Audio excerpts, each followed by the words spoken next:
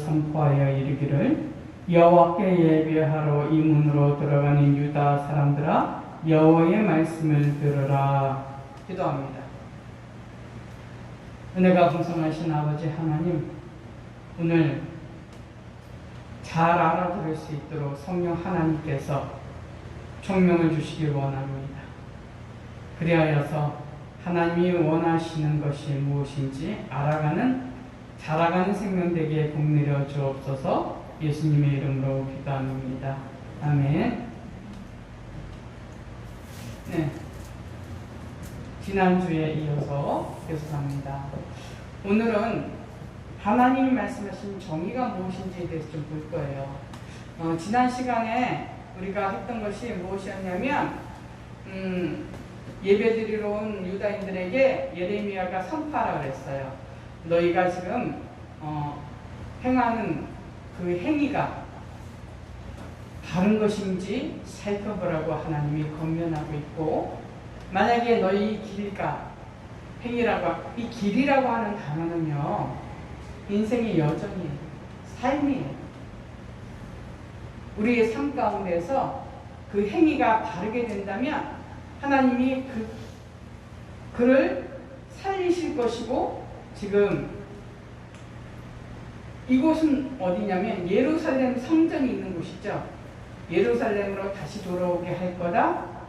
지금 이 말씀을 듣고 있는 유다인들은 아직 나라가 망하지 않았어요.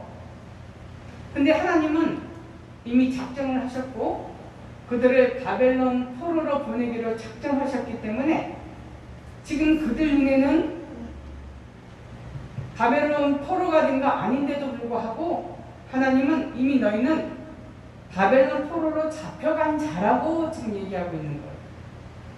그 바벨론에서 다시 이 예루살렘으로 돌아오게 할 것이다 라고 얘기하고 있어요. 자, 오늘 우리도 예배드리러 왔죠. 하나님 앞에 예수 그리스도의 보혈의 피를 의지하여서 이 성전에 들어서 있어요. 그럼 우리가 봅시다. 성경에서 말하고 있는 것이 뭔가? 세 가지 반문이 예레미야서 7장에 나옵니다. 첫 번째는 거짓말을 믿지 말라는 것이었어요. 그러니까 이 거짓말은 거짓 대언자가 한 거죠. 그들은 그 거짓말을 믿었기 때문에, 그러니까 예레미야 선지자는 유다가 망할 거라고 얘기해요. 그런데 거짓 선지자들은요, 하나님이 이 성전에 계시는데 어떻게 우리가 망할 수 있을까? 라고 얘기하고 있는 거예요. 그래서 이들은요, 그 거짓 선지자가 드는 소리를 믿었기 때문에 그들은 그냥 마음이요, 평안했어요. 그래서 그들은 하나님의 율법, 그 대표되는 십계명을 지금 얘기하는 거예요. 그것을 다 어겼다고 얘기한 거예요. 자, 왜 그들은 다 그렇게 하나님의 율법을 어기는 자가 되어졌을까? 거짓말을 믿은 결과예요. 자, 예레미야 선지자가 강조했던 게 뭐냐면, 니네 주께로 돌이키지 않으면 하나님이 니네를 멸망시키실 거야. 너희를 심판하게 하실 거야. 라고 얘기하는 거예요. 근데 거짓 선지자들은 이렇게 얘기합니다. 지금 여기는 평화가 넘쳐나는 곳이고 하나님이 우리를 축복하고 계셔. 근데 어느 말이 유다 백성들한테 듣기가 좋아요? 당연히 지금 우리가 살고 있는 이 땅에 평화가 넘치고 하나님의 복을 받는 백성이라는 거예요. 그래서 이스라엘이 착각하고 있는 것이 뭐냐? 지금 하나님께 예배를 드리러 온 거예요. 그래서 그 예배를 드리고 나면 하나님께서 주시고자 하는 그 복을 누리는 자가 될 거라고 생각하고 있는 거예요. 근데 자 보세요. 그들의 삶 속에서는 아까 길이라고 그랬죠? 길과 행위라고 그랬어요. 그들의 삶의 여정 가운데는 하나님의 율법을 완전히 다 어겼어요. 그러면서도 불구하고 하나님께 예배를 드리러 가는 거예요. 제사장들이 희생제물을 잡아갖고 속죄제하고 속건제하고 이러면 된다고 생각하기 때문에 그 행위를 한 거예요. 근데 보세요. 그들은 왜 모두 다 십계명을 어겼어요? 여러분한테 물어볼게요. 자, 최 집사님. 이스라엘이 왜 십계명을 어겼나요?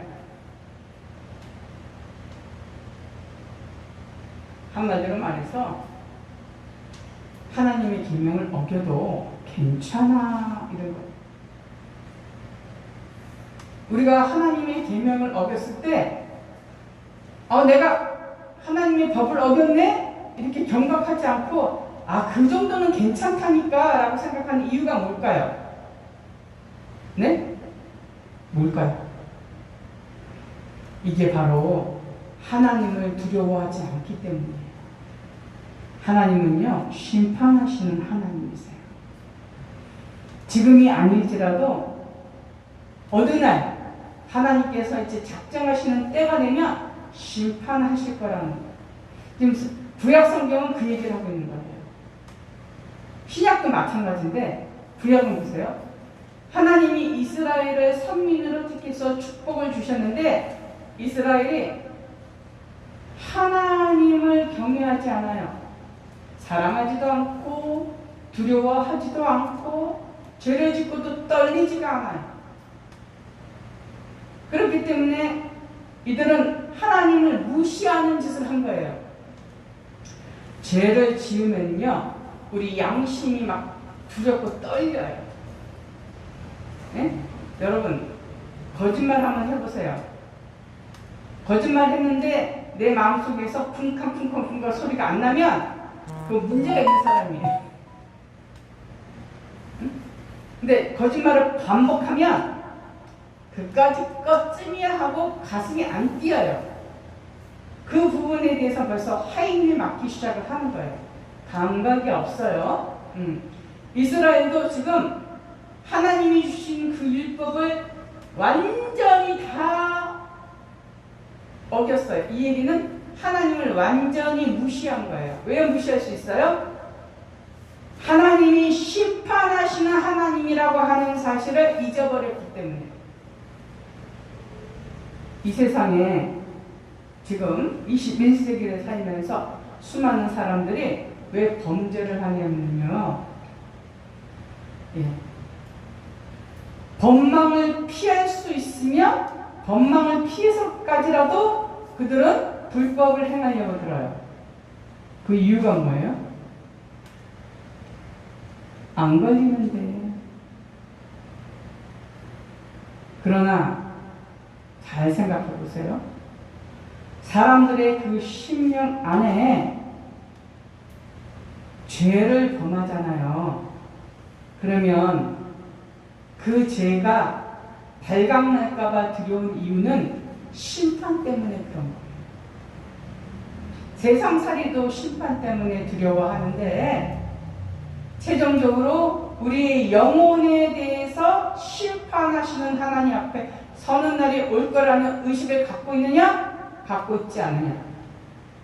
의식을 안 갖고 있으면 유대인처럼 여호와 하나님을 할렐루야 라고 이렇게 할지라도 그들은 하나님의 법을 지키지 않는다.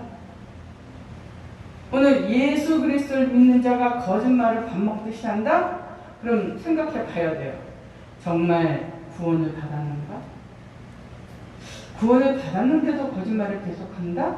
하나님 가만두지 않으세요. 징계하세요. 그 거짓말을 멈추게 하기 위해서 하나님이 그 사람이 돌이키라고 하나님이 권면해 주지만 안 돌이키면 그 하나님이 낭패를 보게 만드세요. 그래서 그 거짓말 때문에 내가 죽겠구나라고 손을 딱 들 때까지, 포기할 때까지, 거짓말을 멈출 때까지 성령 하나님은요 그를 다루십니다. 음란도 마찬가지예요. 왜 그런 거 있잖아요. 음란 바람 폈는데 발각되는 이유가 뭐죠? 하나님이 이혼하라고? 아니, 그 악에서 이제 더 이상 멈추라고. 그 악을 진행시키지만 멈추고 주께로 돌이키라고. 그래서 드러나게 하시는 거예요. 제 악을 드러나게 하십니다. 아직 하나님이 내가 죄가 있는데 안 드러나게 했어요. 그 얘기 두 가지예요. 하나님이 빨리 버려. 망신 당하기 전에, 더 큰 다름을 잡기 전에 그거 버리라고 하나님이 유예 기간을 주신 거예요. 근데 많은 사람들은 하나님을 안 두려워해요. 하나님이 안중에도 없어요. 신명기는 뭐라냐면 이 한평생 일이 여호와를 경외함을 배우는 거라 그랬는데 이들이 여호와를 경외하는 것을 몰랐어요. 그리고 결국은 바벨론 포로 가서야 그들이 여호와가 얼마나 무서우신 분인가를 깨닫게 돼요. 진짜 두려워할 자는 내 앞에 있는 총칼을 들고 나를 찌르려고 하는 적군이 아니고 눈동자같이 나를 지켜보시는 그 하나님이 살아계시다는 거예요. 살아계신 그 하나님이 두렵고 떨려야 되는 거예요. 그래야 회복이 됩니다. 그런데 이스라엘은요, 범죄를 함에도 불구하고 너무 떳떳해요. 그래서 나 오늘 예배 드리고 왔어? 이러면 망한 거예요. 오늘 21세기 예수 그리스도를 믿고 교회에 예배 드리러 온 성도님들, 누구는 아직도 예배를 안 드리고 있는데 그래도 드리러 왔잖아, 그쵸? 그럼 내 안에 나의 영이 하나님을 경배하기 위해서 지금 왔거든요.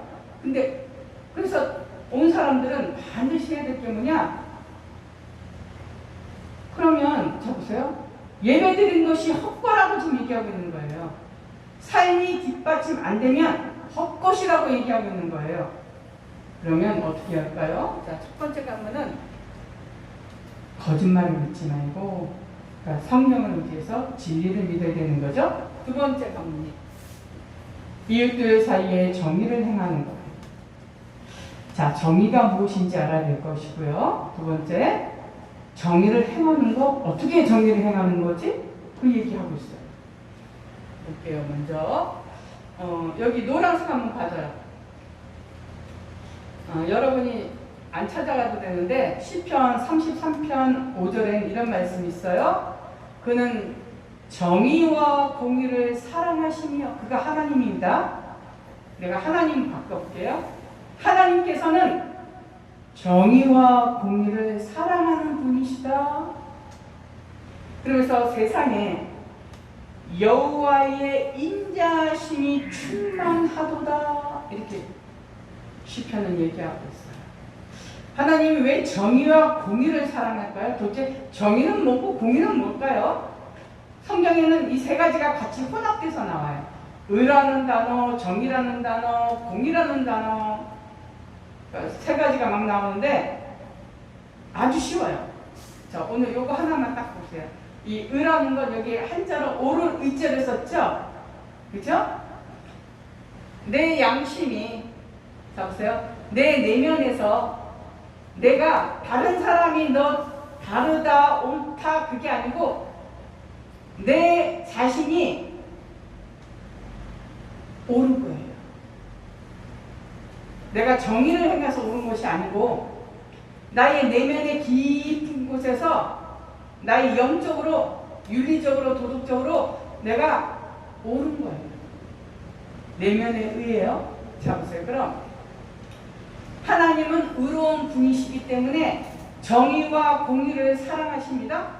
앞에 의자 앞에 발을 정자를 붙이고 널리 공익할 때 공자를 붙였어요. 뭐가 다를까요? 그 사람이 의로운 사람인데 예수 그리스도를 믿는 사람은 의인이죠. 예수님의 의를 입은 사람인데, 자 보세요. 이 사람이 그 사람이 갖고 있는 사회 속에서, 사람들과의 관계 속에서 상호적으로 다르게 행동해서 옳다고 인정받는 것을 정의라고 그러는 거예요. 이 공의는 미슈파트인데 뭐냐면 그냥 우리 집단끼리만 오라 정의가 아니고 어느 집단이건 관계없이 어느 나라건 관계없이 그것은 다 그렇게 해야 되는 것이 맞아 라고 하는 게 공이에요. 그래서 이 just는요 법이라는 뜻의 라틴어에서 나왔어요. 그런데 보세요. 이 미슈파트는 just and judgment, 즉 정의롭게 판단하는 사법적인 문제를 얘기할 땐 공이라고 얘기하는 거예요. 그럼 제가 여러분한테 하나 물어볼게요. 얼마 전에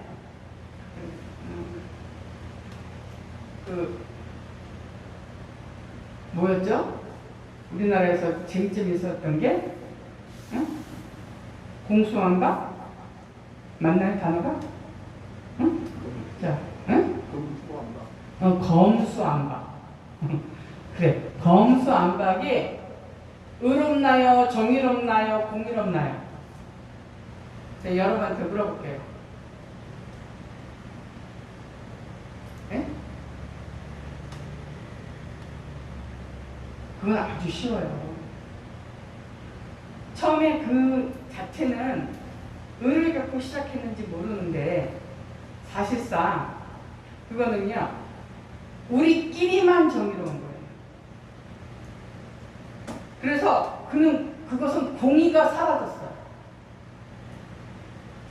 국회의원은 죄를 저질러도요 현행범이지 않은 이상에는 그 국회의원의 권리로 사면을 받을 수 있는 유예 기간이 있어요. 그래서 국회의원도 죄를 지으면 그 죄에 대해서 법이 집행해서 재판을 받아서 실형을 받아서 감옥에 가는 것이 공의예요. 맞아요, 틀려요? 정의이면서 공의예요. 그런데 국회의원들은 그 법의 대상에서 자기는 조사받을 권리를 싹 빼버리고 나머지 일반 사람들만 뭐 하라고요? 법망에 있어서 재판을 받으라고 하면 뭐가 빠진 거예요? 공의가 빠진 거예요. 자, 그럼 다시 얘기합니다. 하나님은 의로우신 분이기 때문에 정의와 공의가 이 땅에서 이루어지길 원하시는 분이세요. 아멘. 할렐루야. 예. 그러면 우리가 오늘 봅니다. 하나님이 생각하는 정의는 뭐고 공의는 뭘까? 응? 제가 여기다가 히브리어 써놨는데 필요하시는 분은 참고하시고. 자, 그런데요. 오늘 볼게요. 자, 요거. 아까 이웃에게 정의를 행하라 했어요. 이방인 고아 가부 이거 압제하지 말라. 무지한 자 피 흘리지 말라. 이게 뭐냐면 다 보세요. 예레미야서 뒤에 애가가 있어요. 그 애가서에 이런 말이 있어요. 지극히 높으신 자의 얼굴 앞에서 이 누구예요?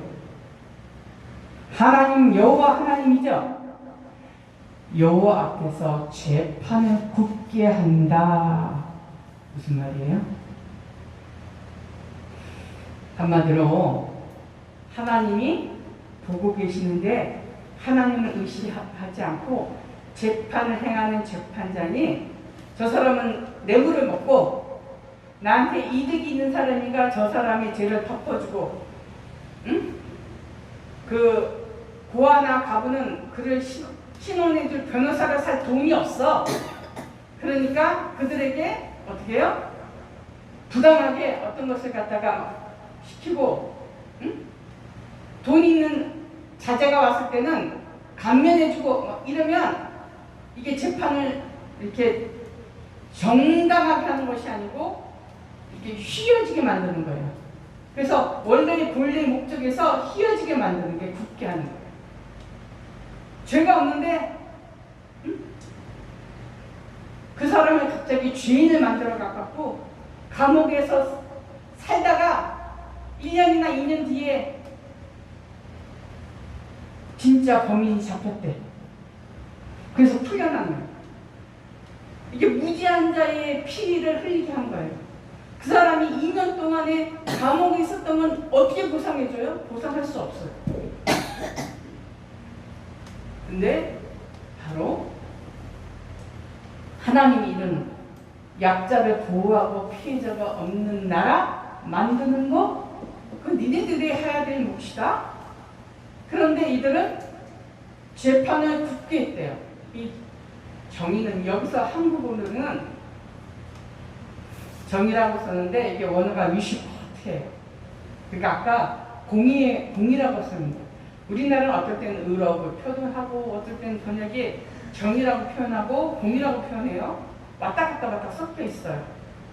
그런데 이 자체가 지금 불법인 거죠. 정의롭지 않은 거죠. 더 나와서 재판장이 재판할 때도 이렇게 되면 그 나라가 선진국이냐 인권을 보호하는 나라냐 어디서 나타나요? 사법부에서 재판장이 재판을 공의롭게 할 때 나오는 거예요. 사법부가 썩어버리면 내가 죄를 안 졌는데도 갑자기 죄인이 될 수도 있거든요. 그런 나라는 어떤 나라라고 해요? 악이 불법이 성행하는 나라 이렇게 얘기하죠. 자, 그래서 지금 하나님이 이웃에게 정의를 행하는 것이 무엇인가를 지금 얘기하고 있는데 오늘 그럼 성경 안에서 예수님이 이 공의를 어떻게 행하는지에 대해서 보여주는 사례가 있어요.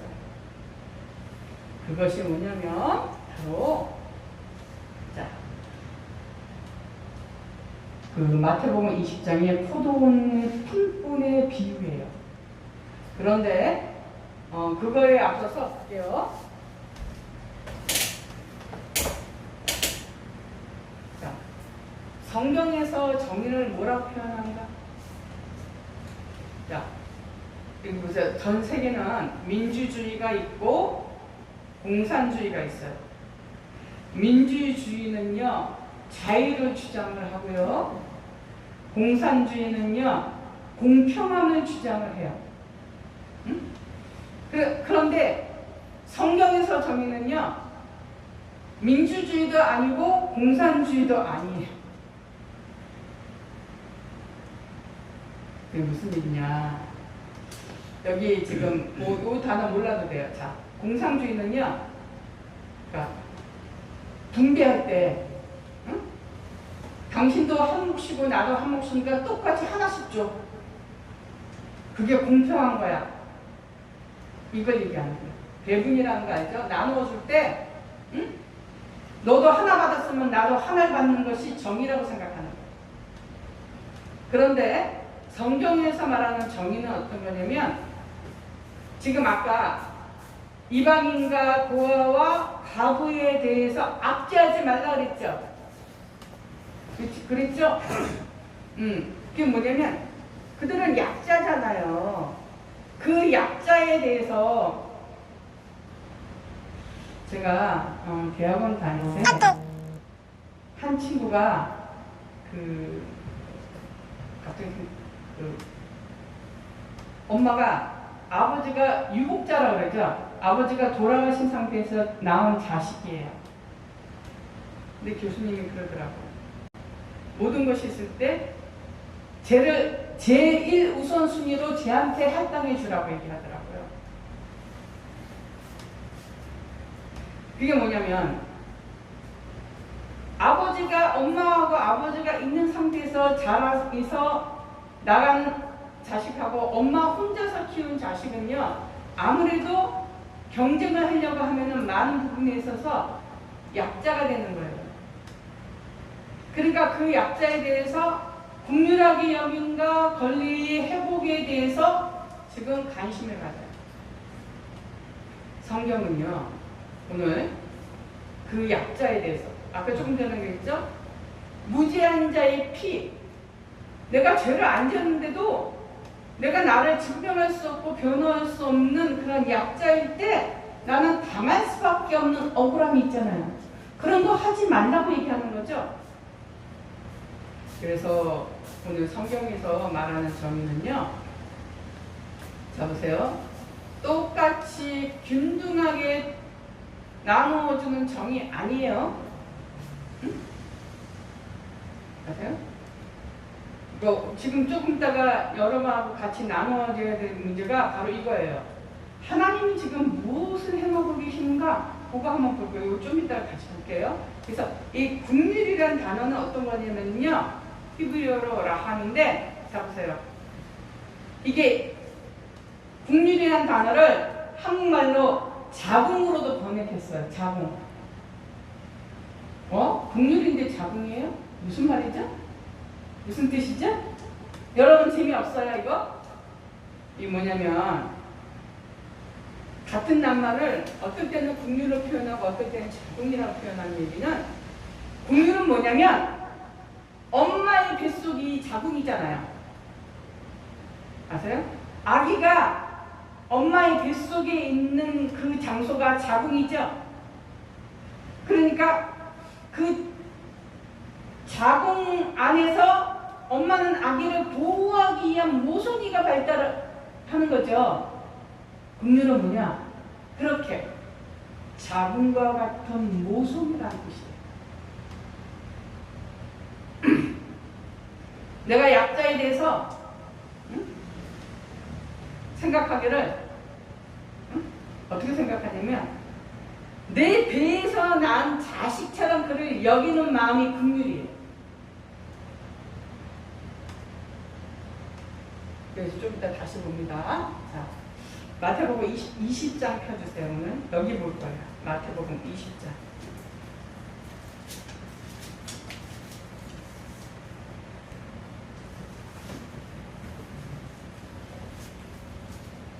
마태복음 20장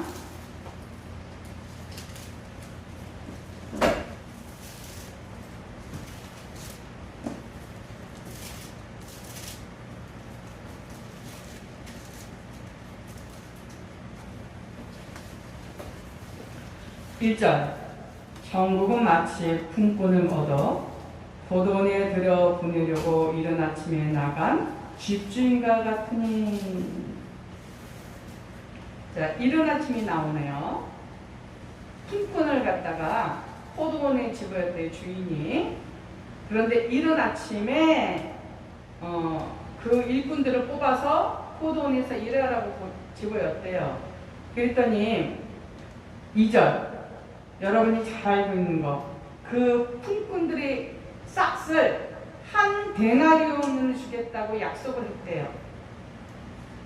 근데 자 보세요. 이 마태복음 20장은요. 이른 아침에 온 사람이냐? 보통은 저녁 6시면 일이 종료되잖아요. 그쵸? 그 바로 5시에 온 사람도 똑같이 하루에 품삯을 주셨대요. 자, 볼게요. 그러면, 자, 아침 일찍이 와서 일한 사람도 한 데나리온을 받았고, 끄트머리에 가서 겨우 1시간 일한 사람도 한 데나리온을 받았어요. 겉으로 볼 때는 똑같이 하루의 품삯을 받았어요. 여기에 대해서 품꾼들은 웅성웅성대고 있어요. 근데 그러니까 품꾼들이 갖고 있는 생각과 하나님이 갖고 있는 생각이 달라요. 그거 한번 볼 거예요. 먼저 볼까요? 자, 3절 다 같이 봅니다. 제 3시에 나가보니 장터에 놀고 서 있는 사람들이 또 있는지라. 자, 성경에서 3시, 제 3시 이렇게 나오면 어떻게 한다고 했어? 항상 플러스 6이라고 했죠. 우리나라 말로 계산할 때. 자, 3 플러스 6은 몇 시예요? 9니까 9시네. 아침 9시라는 얘기예요. 그런데 자 볼게요. 일꾼이 노동시장에서 일꾼으로서 선택되려면 새벽같이 일찍 나가는 거예요. 그래서 일찍 나간 사람들은 포도원에 일꾼으로 들어갔어요. 근데 9시에 나가보니까 이들이 지금 장터에서 놀고 있더래요. 그래서 예수님이 뭐라고 이렇게 얘기하냐면 4절에 보세요. 놀고 서 있는 사람들이 또 있는지라. 그래서 4절에 포도원에 들여 보내주면서 이렇게 얘기합니다. 자, 이거 봐요. 내가 너희에게 상당하게 주리라. 너희도 포도원에 들어가라 이랬어요. 여기 상당하게 주겠다는 말을 여러분이 기억하고 계셔요. 그랬더니 또 하나 볼까요? 그렇죠. 자, 5절이요. 제 6시와 9시에도 또 나와 그와 같이 했다. 자, 6시는 몇 시예요? 플러스 6이니까 12시죠? 9시는요? 오늘 수학 계산합니다. 9 플러스 6이니까 15시니까 3시경이에요. 그런데 6절이요. 제 11시에도 나가보니 또 있는지라. 11시는 몇 시예요? 자, 11 플러스 6 하니까 17시죠? 17시면 12 빼야 되니까 5시에 가. 오후 5시에. 오후 5시에도 또 있어요. 그래서 뭐라고 얘기하면, 얘들아, 너희는 어찌하여 하루 종일 놀고 있니? 라고 물어봤어요. 그랬더니 7절에 이릅니다. 우리를 품꾼으로 써준 사람이 없어요. 이렇게 얘기하네요. 여러분, 자 보세요. 아침에 새벽부터 일찍 온 사람들은 열심을 내서 와서 그들이 발탁이 됐는데, 근데 9시에 나가보니까 사람들이 뽑히지 못한 사람들이 계속 있고, 12시에도 그렇고 3시에도 그렇고, 심지어는 5시는 이제 영업을 종료할 시간이에요. 아무도 그들에게 써주지 못하는 거예요. 그래서 우리를 품꾼으로 써준 사람이 아무도 없어요 라고 얘기해요. 그러니까 예수님 뭐라고 그래요? 너희도 포도원에 들어가라 이랬어요. 하나님은 왜 그렇게 했을까요? 응? 이 집주인은 하나님이신데 왜 그렇게 했을까요? 자 보세요. 한 데나리온은요 노동자 1일 품삯이에요. 이 일꾼들은요 하루 벌어서 하루 먹는 일용직 근로자들이에요. 오늘 내가 일을 배당을 못 받으면 오늘 내가 먹을 음식을 사서 먹을 수 있는 상태가 아니에요. 굶어야 돼요. 나만 굶는 것이 아니고 나를 기다리고 있는 내 가족들, 어린 아이들도 오늘 배가 골아야 되는 그런 상황이에요. 이 세상은요 능력 있는 자를 좋아해요. 이 세상은요 힘 있는 자를 좋아해요. 그래서 한국 사람들이 무시 안 당하려고 좋은 옷 입고 좋은 차 끌고 다니잖아요. 무시 안 당하려고. 그런데 하나님은요 아무도 거들떠 봐주지 않는 자들을 하나님의 일꾼으로 들어가라고 1시간밖에 안 남았는데도 불구하고 그 포도원 안에 들어가게 하셔요. 왜요? 바로 빈손으로 집에 들어갈 이들을 이 집주인은 생각하고 있는 거예요.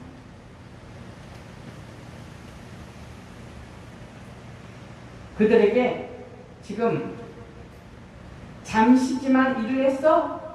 그날 품삯을 받아갖고 빈손으로 집에 돌아가지 않게 하려고 하는 이 집주인이 보이나요? 그들에 대해서 불쌍히 여기시는 거예요.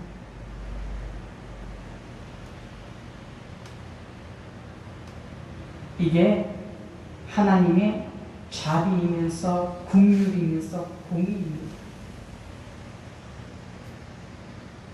능력 있는 자만 잘 사는 것이 아니고 능력이 좀 없어도 기본적인 것은 보장해줘서 먹고 살 수 있게끔 배려해주는 그 배려, 이게 하나님의 공이라고 하는 것을 여러분이 보기 바랍니다. 그랬더니 자, 요거 한번 볼까요? 한번 봐요. 12절 한번 보세요. 품꾼들이 어떤 반응이 나오냐면, 나중 온 이 사람들은 1시간밖에 일하지 아니하였거늘 그들을 종일 수고하고 더위를 견딘 우리와 같게 하였나이다. 무슨 뜻이에요? 한마디로 이런 거예요. 지금 하나님 너무 불공평해요. 이런 뜻이에요. 나는 지금 이 떼앞볕에서 하루 종일 일해갖고 한 데나리온 받았는데 쟤는요 1시간 내서 데나리온 받았어요. 나랑 똑같이 받았어요. 이거 불공평하지 않아요? 지금 그 얘기하고 있는 거예요. 그랬더니 그 밑에 13절 다 같이 봅니다. 주인이 그 중에 한 사람에게 대답하여 이르되 친구여 내가 내게 잘못한 것이 없노라. 내가 나와 한 데나리온의 약속을 하지 아니하였느냐. 예? 그러면서 15절 내 것을 가지고 내 뜻대로 할 것이니 내가 선함으로 내가 악하게 보느냐. 무슨 뜻이에요? 자, 하나님이 선한데 이 품꾼들은 악하게 반응하고 있다고 지금 얘기하고 있죠. 도대체 뭐가 악하다는 거야? 우리는 그럴 거예요. 나는 12시간 일했는데 쟤는 1시간밖에 못했는데 똑같이 줬어요? 다시 주인이 그 품꾼들에게 한 데나리온을 주겠다고 해서 한 데나리온을 줬어요. 그렇죠? 근데 나머지 사람들에게도 한 데나리온을 준 거는요 똑같이 공평하게 받아야 돼 이게 아니에요. 즉 일을 못했지만 아무도 써주지 않는 그들을 향해서 국률함으로 최소한 먹을 것은 먹으라고 주는 거, 너와 같이 준 거, 그거 내 뜻이다. 이게 뭐냐면 바로 하나님께서 이 땅에 오는 우리로 하여금 긍휼과 자비로 회복시키는 사랑이 그 안에 들어가 있다는 뜻이에요. 오늘 내가 사는 거는요 내가 능력이 있어서 사는 게 아니고 하나님의 긍휼하심과 자비하심으로 내가 사는 거예요. 이 땅에 능력 있는 사람 몇 명이나 있어요? 없어요. 자, 그래서 다시 봅니다. 이 포도원의 품꾼의 비유가 뭘까요? 내가 선한데 네가 악한 눈으로 보느냐고 그랬어요. 여기 맞아요. 자, 포도원의 비유는요 오늘 우리에게 이야기합니다. 당신은 어떤 눈을 가지고 있습니까? 당신의 생각은 어떠합니까? 당신이 이른 아침부터 와갖고 일한 일꾼이라면 이렇게 당신도 그렇게 반응할 겁니까? 이거 잘못하면 공산주의식으로 해석할 수 있는데 이거 아니에요. 하나님은 기본적으로요 긍휼과 자비의 눈을 갖고 계셔요. 근데 하나님 내가 선하다고 그랬죠? 네가 악하게 보느냐 그랬잖아요. 자, 선과 악에 대해서 얘기하는 거예요. 왜 인간은 악한 눈을 가지고 있을까요? 왜 그럴까요? 뭐든지 자기 중심으로 돌아가기 때문에. 내 중심적으로 생각하면 나는 12시간 일했고 쟤는 1시간밖에 일하지 않았어. 이렇게 되는 거예요. 그런데 1시간밖에 일하지 못한 자도 먹고 살 수 있게 주인이 배려해줬구나 라고 하는 그것을 받아들여야 되는데 그것을 못 받아들이는 거예요. 1시간 일한 자를 한 데나리온 줬으니까 난 12시간 일했으니까 최소한 몇 배는 나한테 더 주어야 되잖아? 라고 반응하고 있는 게 우리 인간 중심의 해석이에요. 그래서 자기 중심적인 사람은 우주가 자기가 중심이 되어서 돌아가서 자기가 이해하는 선상에서만 오케이가 되는 거예요. 그래서 심지어는 하나님이 잘못되었다고, 집주인이 잘못되었다고 지금 반응하는 거예요. 하나님은 너에게 한 데나리온을 약속했으니까 한 데나리온을 준 거 내가 맞아. 잘못한 거 없어. 이게 공의예요. 그런데 한 데나리온은커녕 10분의 1도 받을 수 없는 저 무능한 자를 한 데나리온 주는 것은 그에 대한 긍휼과 자비함을 베푼 게 내 뜻이야. 이게 공의예요. 그래서 마태복음 20장의 포도원의 일꾼들의 품꾼들의 비유는요, 하나님의 공의가 무엇이고 사이 무엇이고 하나님의 정의가 무엇인지 드러나고 있는 거예요. 여러분은 어때요? 옆에 사람에게 긍휼과 자비의 눈을 갖고 있나요? 아니면 저 사람보다 내가 더 많이 받아야 돼. 저 사람보다 내가 더 잘 살아야 돼. 저 사람보다 내가 월등해야 돼라고 하는 자기 중심의 자기만 있나? 내가 한 데나리온 받아갖고 빵을 사갖고 그 빵의 일부를 아무것도 못 받은 밖에 놀고 있는 저들에게 나누어 줄 수 있는 힘이 있나요? 오늘 어느 것을 택할 것이냐고 물어보고 있는 거예요. 천국은 이러한데 너는 그 천국 안으로 들어올 거냐? 아니면 여전히 내 거 하다가 갈 것이냐? 이거 택하라. 그래서 오늘 두 가지가 나왔어요. 첫 번째는 진리로 서야 되고, 두 번째는 이웃에게 공의를 행하는 긍휼과 사랑이 있어야 되고, 세 번째는 이스라엘이요. 다른 신을 쫓아서 따르지 말아야 되는데 따랐다고 얘기하는 거예요. 바알에게 분양한 것뿐만 아니라 심지어는 몰렉에게 자신들의 아이들을 바쳤어요. 누가? 이스라엘 전체가 그랬고, 심지어는 요시야 왕 아시죠? 요시야 왕 이전의 왕들이 그런 짓을 했어요. 그래서 요시야가 그거 막 몰렉의 그 산당 막 다 철폐하고 막 그랬죠. 요시야 죽고 난 뒤에 다시 또 복원한 거예요. 이스라엘이 계속 이렇게 세 가지를 다 어겨요. 왜? 하나님을 모르기 때문입니다. 그래서 호세아 선지자는 뭐라 그래요? 이 땅에 진리도 없고 인애도 없고 하나님을 아는 지식도 없고 오직 속이고 도둑질하고 간음하고 아주 강포하게 피를 흘리는 그런 일들만 우리가 하고 있어 라고 얘기해요. 오늘 우리가 하나님을 모르면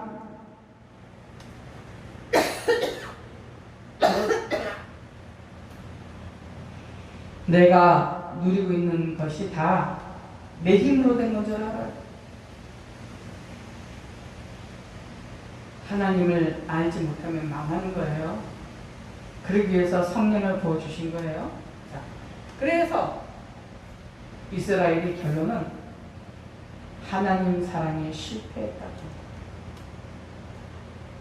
오늘 이 이른 아침 새벽부터 나와서 일했던 품꾼이 목소리를 냈어요. 응? 내가 열심히 일해서 땀 흘려갖고 이렇게 벌었는데 왜 저는 열심히 일하지도 않았는데 나 똑같이 주나요? 자기를 못 벗어나.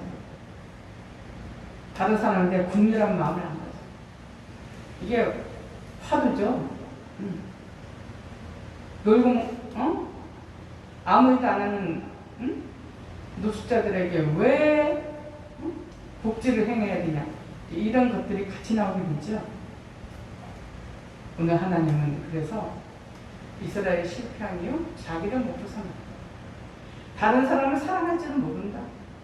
오직 자기만, 진짜 자기를 사랑하면요, 나는 편안하게 살고 있는데 옆에 집이 없어서 힘들어하는 그 사람을 향해서 내가 시원한 물 한 잔을 줄 수 있는 그 마음이 있어야 되는데 그게 없는 거예요. 그래서 오늘 성경은 이야기합니다.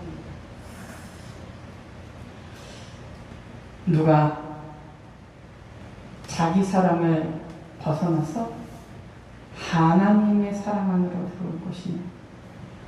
성령을 주신 이유는, 예수 그리스도를 믿게 한 이유는 바로 자기 사랑을 넘어서서 하나님 사랑 안으로 들어가서 하나님의 사랑으로 행하는 자라고 우리를 부르신 거예요. 할렐루야. 오늘 여러분 생각하세요. 나는 하나님의 선한 눈을 갖고 있는가? 나는 내 중심으로 보는 악한 눈인가? 하나님이 악하다고 얘기했어요. 이 세상 사람들은 나를 중심으로 해서 내가 좋은 것이 좋은 것다라고 생각하고 있는 이 사고를 갖고 있는 이 자들에게 하나님은 악하다고 얘기하고 있죠. 동성애, 그거는 여자를 택하는 남자를 택하는 취향의 문제이지, 성적 취향의 문제야. 그건 죄가 아니야 라고 하는데 성경은 뭐라 그래요? 악하다고 얘기하고 있죠. 하나님이 악하다고 얘기할 때 그 악은 뭐냐요? 오늘 내가 내 중심으로 해석하고 움직이려고 들면 그 사람한테서 뭐가 흐르지 않아요? 긍휼과 자비와 선함이 흐르죠. 나만 존재하는, 나만 존재하기 위해서 사는 인생이 되는 거예요.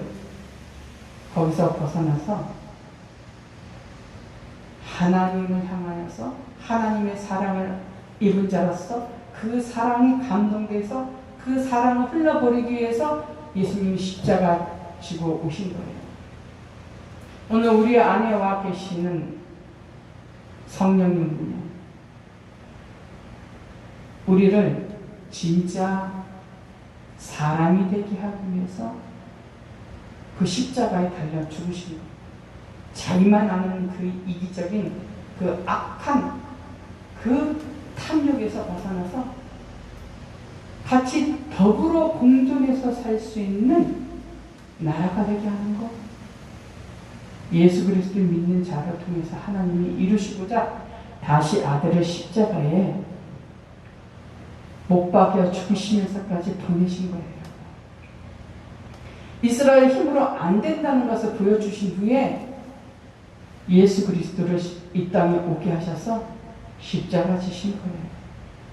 그 영이 우리 안에 와서 우리로 하여금 자기 사랑에서 벗어나서 하나님을 사랑함으로 다른 사람들에게 선과 자비를 행할 수 있는 능력을 주기 위해서 성령이 우리 안에 와 계신 거예요. 여러분 잊지 마세요. 하나님의 눈에 선하다고 하는 것이 무엇이고, 하나님 보시기에 악하다고 하는 것이 무엇이고, 하나님 보시기에 바른 길이 무엇이고, 하나님 보시기에 구부러진 길이 무엇인지, 그런 것을 분별하는 게 거룩의 시초예요. 그러기 위해서 성령을 주신 줄 믿습니다. 여러분 생각하세요. 나의 눈은 어디일까?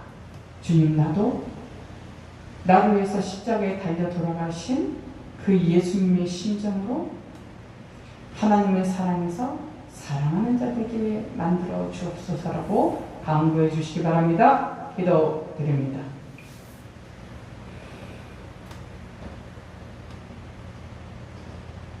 생명을 주신 주님, 하늘 생명을 받았는데 여전히 자기에게만 맡겨서 자기만을 위해서 사는 인생들, 이 허무한 데 굴복하지 않고 하나님을 향해서 움직일 수 있게 주님 축복하여 주시기 원합니다. 그래서 하나님의 자비와 긍휼의 선하신 눈으로 이 세상을 보고 움직일 수 있는 믿음을 주시고 은혜 내려 주옵소서. 예수님의 이름으로 기도합니다.